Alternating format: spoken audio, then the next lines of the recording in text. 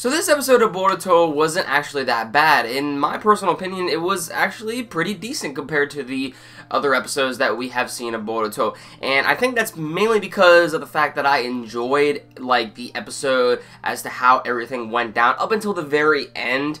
At least because, I mean, the end was actually very predictable and very cringeworthy, awkward to look at, you know, but the rest of the episode, from beginning to the middle point, I actually thought it was pretty cool, especially how, you know, directly after Boruto gives a pep talk to the villain then goes on a rampage to the point where like, the kid is actually trying to kill the other kids. Like, I'm like, holy shit, you freaking have this guy freaking, you know, just trying to stab Chocho and various other of the kids, you know, hitting them right to the back of the head, you know, using these smoke bombs and whatnot just to try to get Sumire away from the group. I think that's her name, Sumire.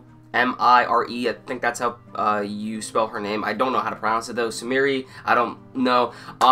Forgive me on that. But just on how lethal the villain in this case was actually very cool. And the expressions on the characters' faces when they are being attacked and everything was actually pretty cool to look at, because it almost felt like you're watching like a horror episode of an anime or just a film in general, and you just have these wide-eyed expressions of the characters in disarray. They don't know what to do at all, especially when it comes to Sumire. You know, Sumire we haven't really seen much of. She's kind of like the cowardly girl.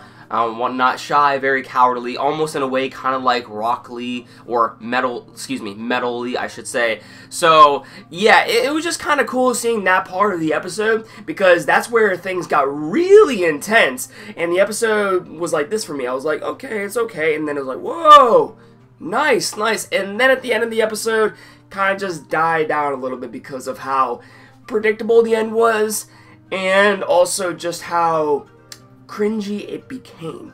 I mean, you have fucking Chocho, for peak's sake, giving a lecture to the villain who is causing, you know, this whole problem to begin with, who is stalking Sumire.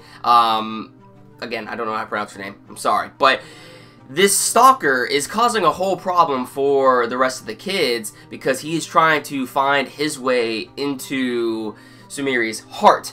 But you have Chocho at the very end of the episode giving a lecture on by doing this, you're not going to find your way into a lady's heart. And she tries to bring a point to this in the episode by using a bag of potato chips as an example. And I'm just like, what the fuck?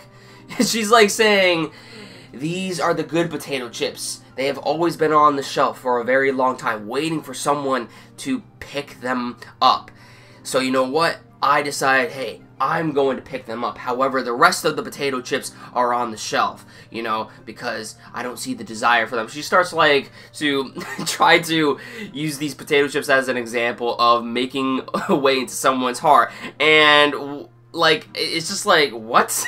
Like, I mean, I kind of see what you're trying to do here, but relating everything to what's going on right now to a bag of potato chips, like, Chocho, use your noggin. But honestly, when it came down to this episode, we got a little bit more Chocho screen time, which isn't actually too bad. I actually kind of liked some of the comedic aspects of this episode that Chocho was bringing, especially how she originally thought that the stalker was stalking her, and she's like, oh yeah, I just, you know, this was just my way of getting some information out of him, so that way, you know, we can actually see if he does in fact like Sumire-san, you know? So, I mean, I thought that was pretty funny. Some of the comedic aspects with Chocho were pretty awesome, and I'm not gonna lie, I'm kind of liking her character, I mean, it's not a lot, but when it comes to those specific scenes, I find them pretty entertaining to watch.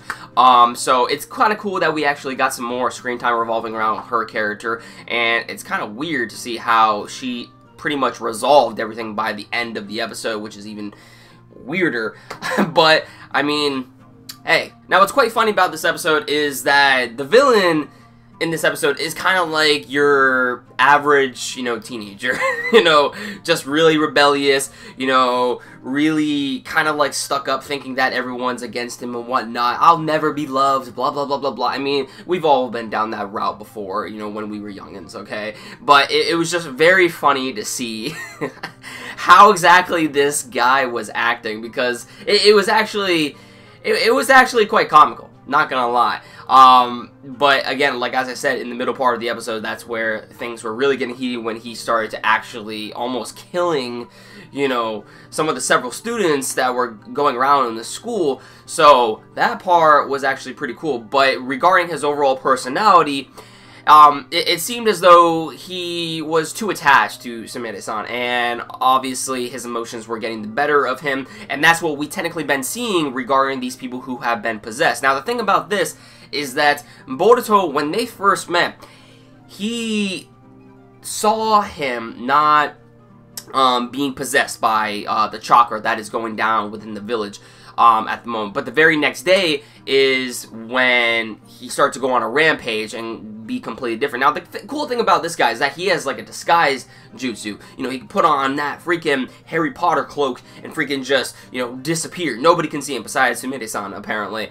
But regarding that, it seems as though, in a way, he was kind of relatable to Denki back in episode 1 when we first saw him, how he got possessed, or I guess technically episode 2 if we're talking about how everything got resolved by the end of that.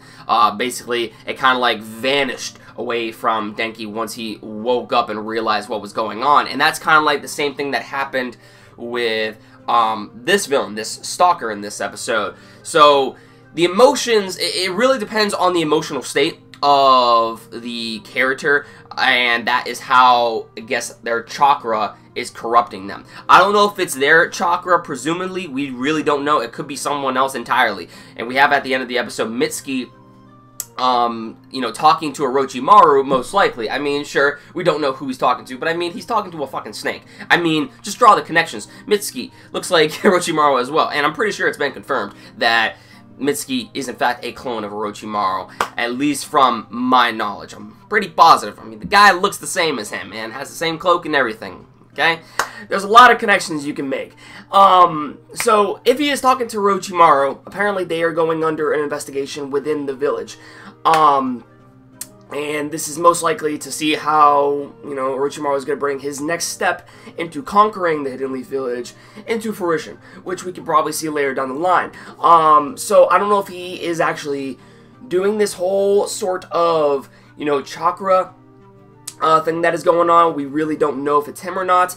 But we do know that someone is corrupting people's chakra within inside the village, and it's manifesting into this like monstrous form. And Boruto even pointed out that it looked like a freaking poodle dog, when he look at it, and you see Mitsuki and Shikadai in the background like, what the fuck are you talking about?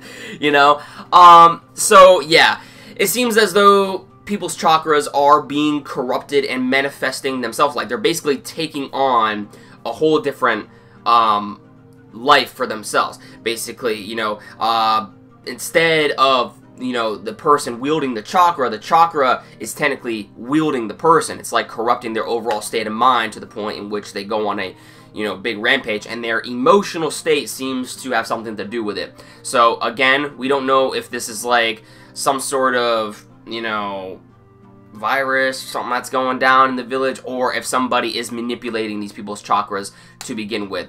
Because from what we have seen, especially when it came to Shino in a few episodes ago, the manifestation of the chakra seems to lead its way into the person, and then that is when they completely change and go on a rampage. So yeah, I think that about does it for this episode review of Boruto. This is episode 7 of Boruto Naruto The Next Generations. I thought this episode was actually pretty decent. I actually enjoyed it compared to the other episodes that we have gone. It was just kind of cool seeing the interaction between the students, and how also this villain was very similar to a lot of teenagers nowadays, and how, ended up everything ended up going about in the middle portion of the episode, and how the stakes seemed like they were actually pretty high, you know, because it seems like this guy knew what he was doing, but then at the end of the episode, everything just kind of died down because we had that really bad wisdom talk from Chocho,